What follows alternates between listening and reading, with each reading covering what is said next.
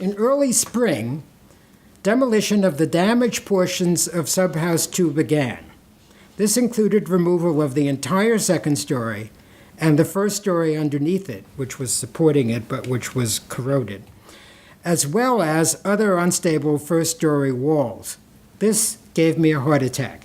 I am trained as a preservationist working on contemporary 19th century, 20th century buildings.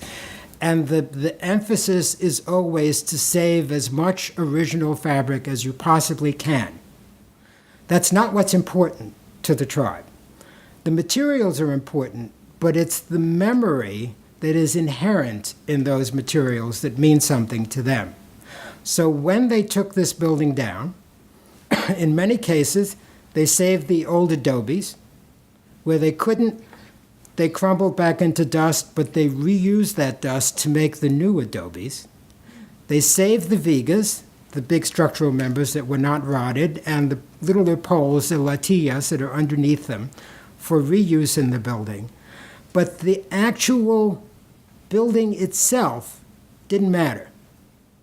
It was the fact that they were saving those materials, taking other materials which were harvested from the same place, and then reinstalling them in this new building that mattered to them. That's conservation to them, and it's very different from anything I had ever been involved with. So when they first started demolishing, I said, whoa, what's going on? But I went with the flow.